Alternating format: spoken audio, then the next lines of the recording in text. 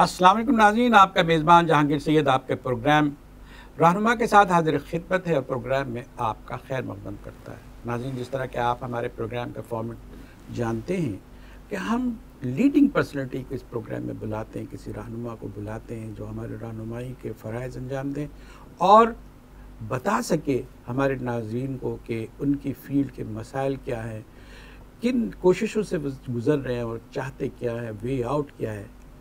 موقع سے فائدہ اٹھاتے ہوئے خوش قسمتی سے آج ہمارے ساتھ فائزہ خلیل ایڈوکیٹ ہیں، چیئر پرسن ہے ویمن اسلامک لائرز فورم کی۔ جی ہاں، ایک بڑی اہم جدوجہد کا میدان ہے جس میں عدل و انصاف کے تقاضے پورے کرنا پڑتے ہیں اور مظلوم کو ظالم کے چنگل سے بچانے کے لیے جدوجہد کرنا پڑتی ہے، اور وہ بھی قانون کے دائرے میں، اور ایسے ملک میں جہاں قانون تو بنائے جاتے ہیں لیکن ان پر عمل درآمد نہیں ہوتا۔ اس میں اگر خواتین آتی ہیں تو بڑے حوصلے کی بات ہے، اور اس میں آج فائزہ خلیل ایڈوکیٹ ہمارے ساتھ ہیں۔ ہم بہت ساری ان سے بات کریں گے، خاتون ہونے کی حیثیت سے ان کے کیا مسائل ہیں، کس طرح اس کا وہ سامنا کرتی ہیں، اور دوسرے کہ خواتین کے جو مسائل ہیں، انسانی حقوق کے ساتھ ساتھ جو خواتین کے حقوق ہیں اس پر بھی بات کریں گے۔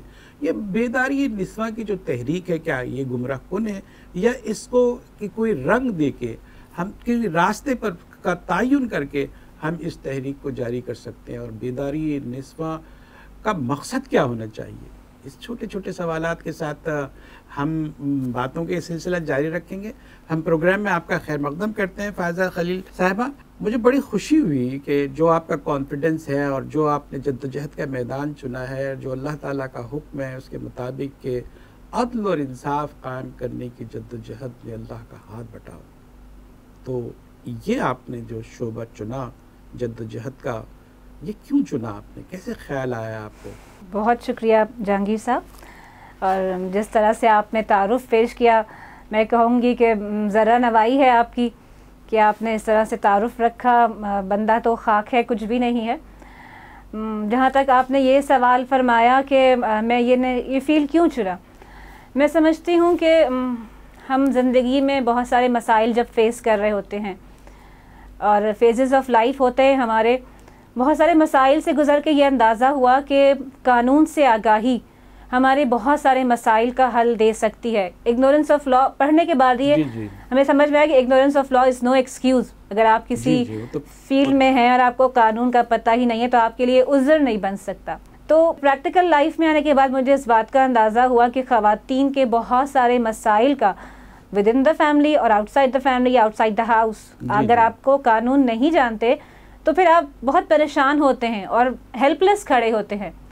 تو مجھے لگا کہ اویئرنیس کا آنا آپ کی نہ صرف ایک شخصیت کو ریفائن کرے گا بلکہ آپ دوسروں کے لیے بھی بہت ہیلپ فل ہو سکتے ہیں۔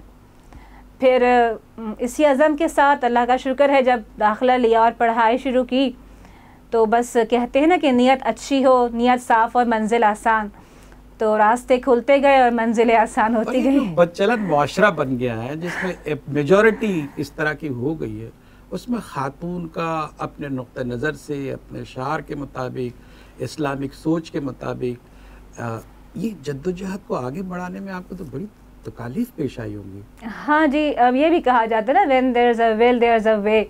الحمدللہ اللہ کی ذات ہے جو راستے کھولتا ہے، لیکن میں سمجھتی ہوں وہ ایک بڑا مشہور قول بھی ہے نا کسی شخصیت کا کہ نفرت مرض سے کرنی چاہیے، مریض سے نہیں کرنی چاہیے۔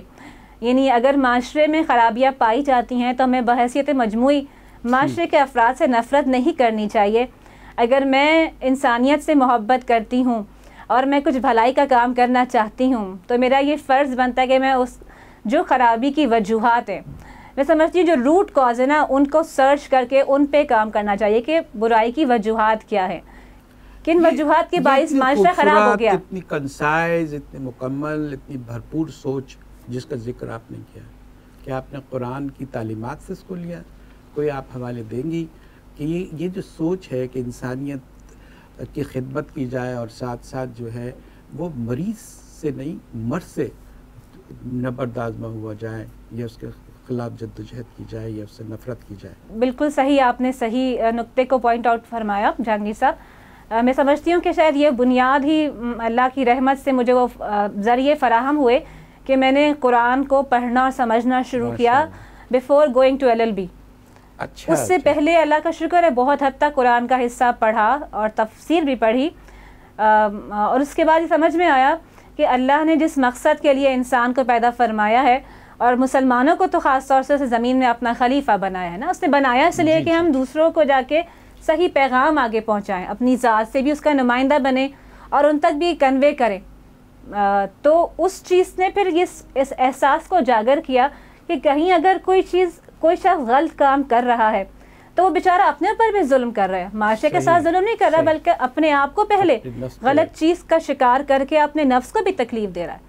تو اس کو بھی اس سے نکالنا جو نبی صلی اللہ علیہ وسلم کی سنت تھی, اصل آپ نے فرمایا صلی اللہ علیہ وسلم کہ تم لوگ جہنم کے گڑھے کے کنارے کھڑے ہو, میں تمہیں کمر سے پکڑ کے کھینچتا ہوں کہ تم اس میں گرنے سے بچ جاؤ. یہ محبت تھی نا آپ کی انسانیت کے لیے, تو ہم سب اسی کے فالوورز ہیں, بس انسانیت سے محبت کرنا ہے, اس کو بچانا ہے. اب ایک مس انٹرپریشن ہے فائدہ خلیل صاحبہ کہ عورت تو آدھی عقل رکھتی ہے, لہٰذا اس کی آدھی گواہی. یہ کس طرح گمراہ کن پروپیگنڈا کیا گیا ہے؟ ایسا تو نہیں ہے میرا خیال ہے. قرآن میں حدیث میں کہیں ایسا کوئی اوتھینٹک سورس قرآن حدیث میں نہیں ہے, اس کے علاوہ کوئی اوتھینٹک سورس بھی نہیں ہے کہ خاتون کو آدھی عقل والا کہیں پہ کہا گیا ہو. ٹھیک ہے, سورہ بقرہ میں ہم یہ پڑھتے ہیں کہ جہاں قرض کے لین دین کا تذکرہ ہوتا ہے وہاں یہ کہا گیا ہے کہ گواہ اس پہ لے لو, اور اگر ایک مرد نہ ملے تو 2 عورتیں گواہ کر لو ایک مرد کی جگہ. وہ صرف فائنینشیل ٹرانزیکشنز پہ ہے. ٹھیک ہے, جو قرآن نے جہاں وضاحت سے کہا ہے, اس کے علاوہ بھی ہمیں اسلامک لا, اسلامک جورسپروڈنس یہ بتاتا ہے کہ ترجیحاً گواہی مرد کی ہی کی لی جاتی ہے, جہاں مرد اویلیبل نہ ہو وہاں 2 خواتین لی جاتی ہیں. لیکن بہت سارے مواقع ایسے ہیں جہاں خواتین ہی اویلیبل ہوتی ہیں اور مرد کوئی ہوتا ہی نہیں, تو وہاں صرف واحد خاتون کی گواہی بھی کافی ہو جاتی ہے. آپ نے بڑی خوبصورت اس کو وضاحت کی کہ ایسا ہے کہ واحد خاتون کی گواہی بھی بالکل. اگر گنجائش دے تو تھوڑے سے اور اس کو الیبوریٹ کرنا چاہوں گی. اچھا, اس میں یہ بات بھی آتی ہے کہ اگر قرآن نے کسی ایک خاص موقع پہ بھی یہ حکم دیا ہے کہ اگر ایک مرد نہ ہو, ایک مرد کی جگہ 2 عورتیں کافی ہو جائیں گی یا 2 عورتیں ہونی چاہیے, اس کی بھی وجہ کیا ہے؟ قرآن آگے خود فرماتا ہے کہ اگر ایک بھول جائے تو دوسری اس کو یاد دلا دے. اب قرآن نے یہ کہا, لوگ کہتے ہیں جی اس کا مطلب یہ جو مس انٹرپریٹیشن ہوتی ہے اس کی وہ یہ کہ خاتون شاید ناقص العقل ہوتی ہے. ہاں, یہی تاثر ہے, اسی کا میں وضاحت چاہ رہا تھا. آدھی عقل رکھتی ہے, نعوذ باللہ.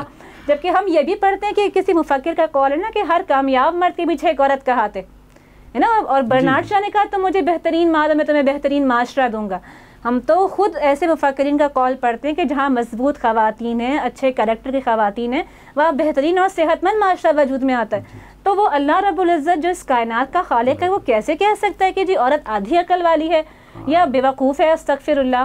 میں سمجھتی ہوں جو ہم نے تفسیر پڑھی یا جو ہماری اپنی آبزرویشن ہے وہ یہ سمجھاتی ہے. پھر بات آتی ہے نا اویئرنیس اور علم کی, کہ عورت کو اللہ نے کہا کہ اگر تم بھول جاؤ تو وہ کیوں بھول جاتی ہے؟ کہ اس پہ اللہ تعالیٰ نے جو اضافی ذمہ داری رکھی ہے اولاد کی پیدائش کا, اس کا عمل اور پھر اس کی پرورش, وہ اتنا تکلیف دہ اور ذمہ داری والا کام ہے جو اسی کو انجام دینا ہے جو مرد انجام نہیں دے سکتا.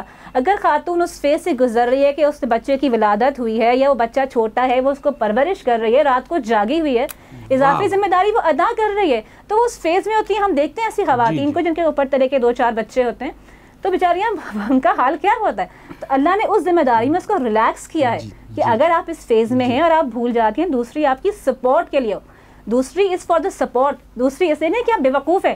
جس طرح خوبصورتی سے وضاحت کی کہ آپ ناقص العقل نہیں ہیں عورت, بلکہ جو ذمہ داریوں کے اعتبار سے اس کے اعصاب پہ بوجھ رہ سکتا ہے, اس لیے اس کی گواہی کو دور رکھا گیا ہے, ایک آسانی پیدا کی ہے. بہت ہی وضاحت سے خوبصورتی سے بات ہوئی ہے. ایک عورت کو سمجھا سکتی ہے کہ اس کو ناقص العقل کہنے والے اور سمجھنے والے خود ناقص العقل ہے. ایک چھوٹا سا بریک لیتے ہیں, بریک کے بعد پھر سوالات کا سلسلہ جاری رکھیں گے. ہمارے ساتھ رہیے.